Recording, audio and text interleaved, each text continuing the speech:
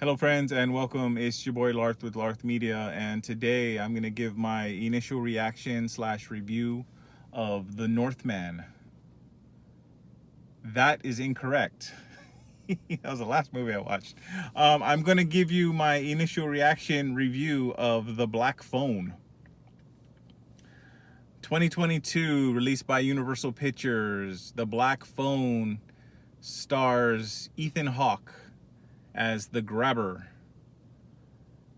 Mason, Thames, and Madeleine McGraw as Finney and Gwen Shaw, their brother and sister. I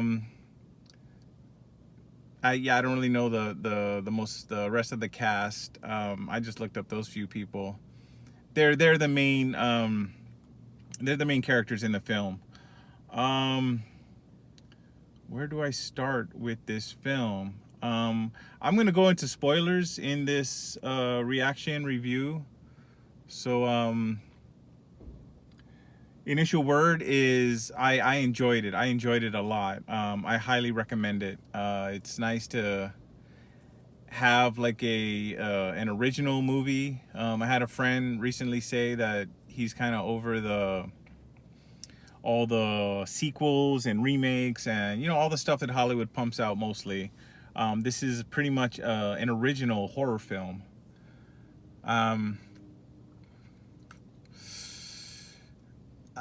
Before I get into spoilers, I just watched the final trailer. The premise of the film, it's set in Denver, 1978, which, by the way, I love a good period piece. And as far as like the look of everything and era appropriate style, clothing, cars, houses, everything looked really good. It looked like the 70s. And I was born in 78, so I'm kind of partial to that era. But anyway, I'm getting off track. Denver 78. Kids are being abducted. The trailer shows Ethan Hawke as the grabber inviting our main character, Mason Thames, towards the back of his van and throwing him in his van. We find young... what's his name? Finney Shaw. We find Finney Shaw in this little cave basement area. And there is the titular black phone. The black phone, which is not connected. And even in the trailer, and well, in the movie, obviously, the grabber, Ethan Hawke, says, it doesn't work. I don't know why the phone is still there if it doesn't work. And this is all in the trailer. This is not spoilers yet. There are a number of previous kids who we meet in the movie who got abducted by the grabber. Should I say that?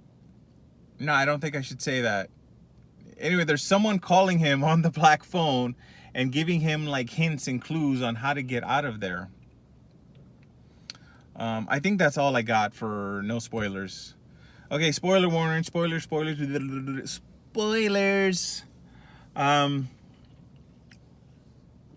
Yeah, I don't know. They say this in the trailer. I mean, they basically show it in the trailer. They don't say it outright, but basically all those kids are dead. All those other kids are dead. You meet two of them early in the film. There's an Asian kid, I think he's Japanese, Bruce Yamada, and a Hispanic kid, Robin Arellano, I believe. Those are the characters' names. I don't know the actors' names. We meet both of those kids, and we see both of them get abducted before our main character, Finney Shaw, gets abducted.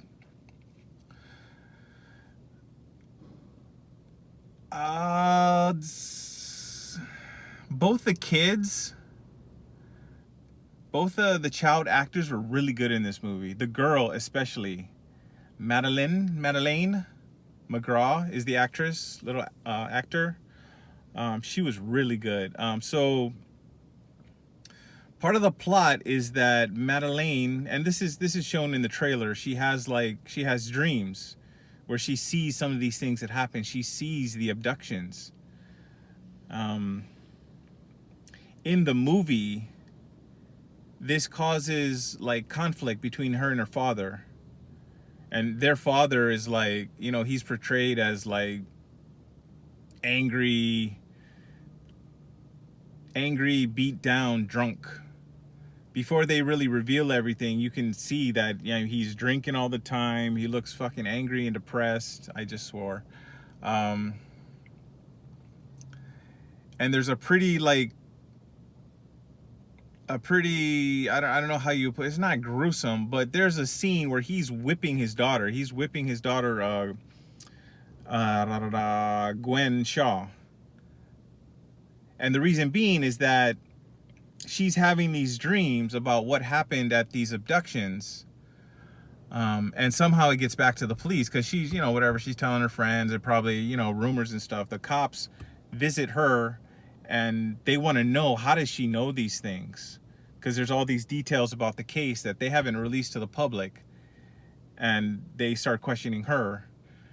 And so the inciting incident, which causes her dad to freaking beat her ass, is that the cops go to his work. They don't show that, but that's what he says. And he kind of goes into, there's like a little mystery about her mother.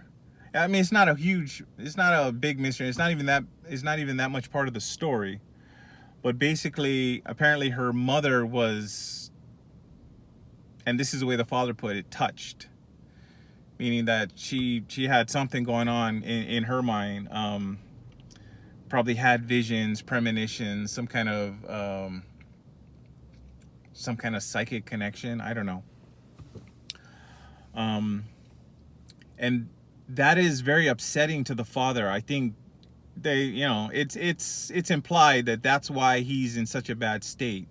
He tells his daughter, I want to say Gwen Shaw, he tells her that your mother, she saw things and she felt things, and it caused her to do terrible things, and ultimately it caused her to take her own life. So as far as the father character, and I'm not even giving him the respect of knowing the character's name because I didn't look it up because I forget. But I think that's why he's in such a bad state, because he was in love with that woman, and she had something going on with her that drove her crazy and ultimately caused her to kill herself.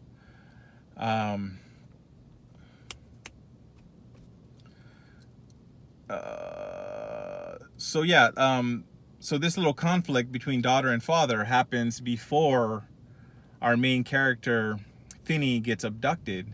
But once Finney gets abducted, then the sister really wants to tap into those dreams and find her brother for obvious reasons. At one point she's like praying to Jesus, like literally like, Jesus, give me these visions so I can find my brother. And then I don't know, she's disappointed with the outcome, and I'm not going to go there. I'm not going to say what she says to Jesus, but it's something very very angry, and I'm sure most would find offensive. But moving on, so Finney gets abducted. He's in the basement. Ethan Hawke is like super creepy. I don't know what it is about the masks. You see on the poster and you see in the trailer, he wears the mask. And throughout like 90% of the movie, he's always wearing the mask. And there's different masks. And sometimes he's wearing the bottom half, and sometimes he's just wearing like the top half. But he never shows his full face, not willingly. At the end, when we get to the end, like the kid gets his mask off and he like screams and covers his face.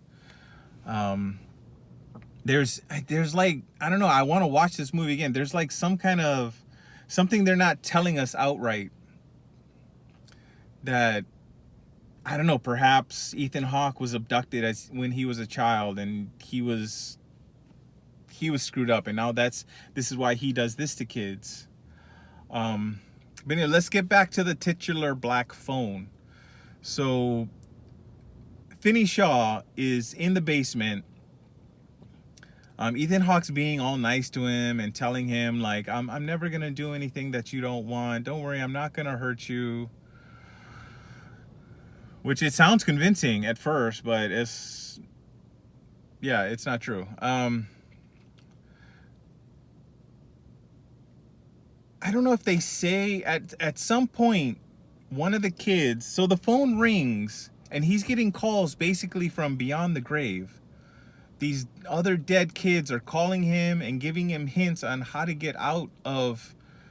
It's basically they all got captured. They all got abducted. They were all in that room and they all tried different little things to get out. So the one kid says, like, oh, do this. Oh, I left this down here. Like, I left some rope under the gap, under the wall, gap between the wall and the floor. So he throws the rope. There's a window right there. So like if somebody walked by, I mean, I don't know if they don't say in relation to the outside of the house where that window is, but there's a window with grating on it. It's like, I mean, I've never lived in a house with a basement, but I've seen in movies where there's like a basement and there's like a window right at ground level. And there's a window right there. There's a grating over it. He throws the rope up there. He tries to climb up and the grating comes down and he falls down. I'm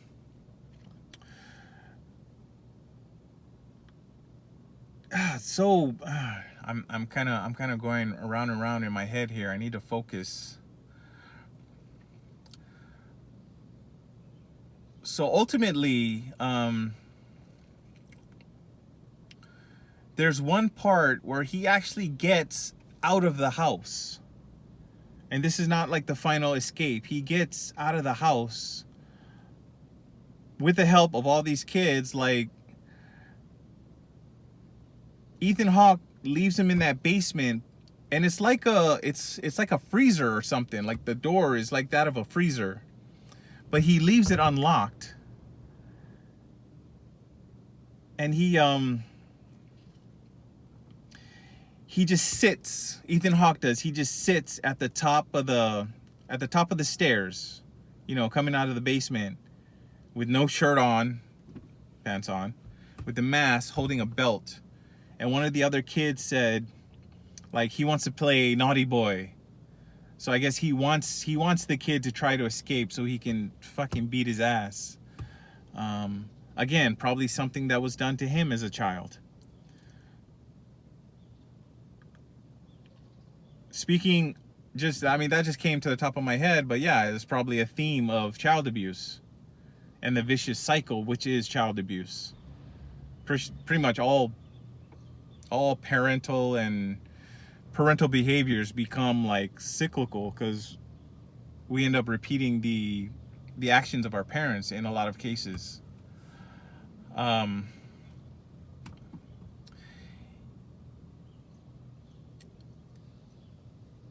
He gets out of the house and you think he's gonna escape. He does escape for like half a block, and then Ethan Hawke like runs him down with his van.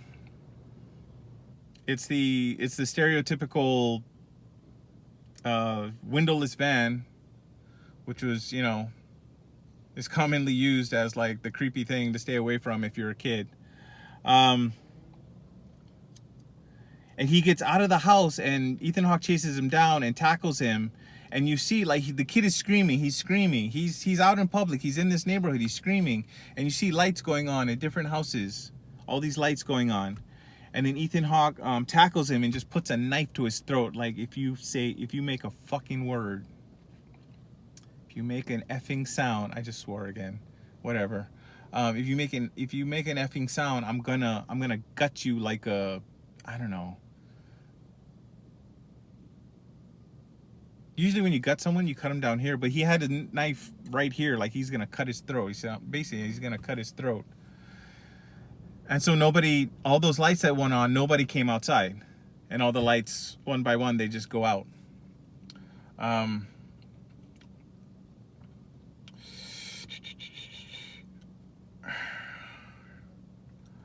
I don't want to go to every little detail about how it ended.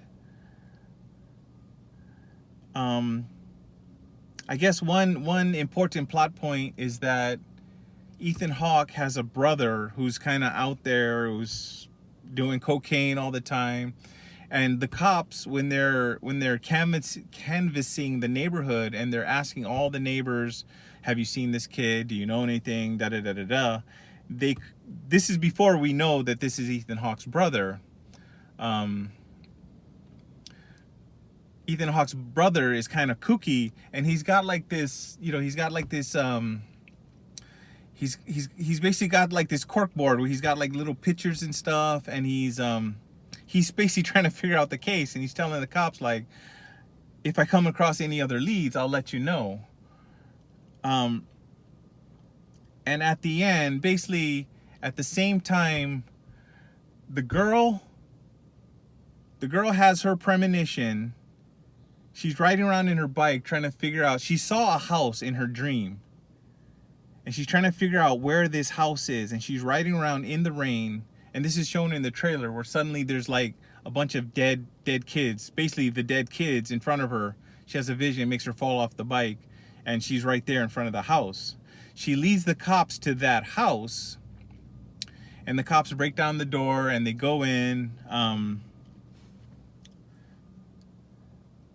And there's even like, at first they're like, the house is empty, but then he said, oh, there's a basement. But turns out that wasn't the house that our main character is in. That house is actually right across the street. So at the same time, the cops find, and all the dead kids are buried in the basement of that empty house. So this all happens at once. The dead kids are found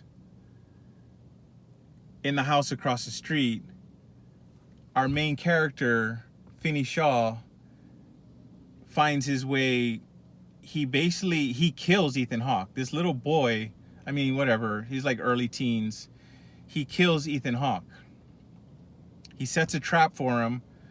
Ethan Hawke falls in the trap, breaks his ankle, and he's just above ground, like his head and shoulders is above ground, and the kid like whacks him with the phone and fucking strangles him with the phone cord. And so he basically made it out on his own without the help of the police. But it just happens when he walks out of the house, as he escapes, the cops are swarming this other house because they found all the bodies of the kids. That's it for the plot, the story. God, I'm 18 minutes in. I just want to talk about, there's something metaphorical about this black phone that they're not really telling us. Maybe they're saying that Finney Shaw, maybe they're saying that he has some kind of a psychic connection or something. Because I think they said,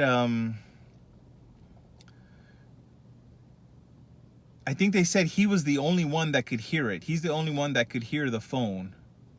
And they even said, one of the kids said that the grabber, he can hear the phone ringing, but he doesn't believe it. He doesn't believe it's real or something. Maybe because he's, effing crazy. So yeah, I want to watch this movie again and like kind of get more details about it. There's something about that black phone that's not, maybe it's obvious to someone else. It wasn't obvious to me that they're saying about that black phone and the connection with the kid. Anyway, I'm rambling. I'm here at 19 minutes. I'm going to cut this off. Geez, usually these reaction videos go about 10 minutes, but I'm just, I really enjoyed this film. As I said, highly recommend. Go watch it. It's nice to see original horror film, or just an original film that feels like a real film. It doesn't feel like some big, whatever, comic book movie or sequel, remake, Disney's Lightyear or whatever, what have you. I heard Maverick was good, but whatever. Anyway, this has been Larth with LarthMedia. That has been my reaction review of The Black Phone 2022. starring Ethan Hawke, Mason Thames, and Madeleine McGraw. One quick thing I want to say about this Mason Thames kid, he looks familiar. I don't think I've ever seen him in anything because he's so young, but I don't know if he's related to somebody's kid.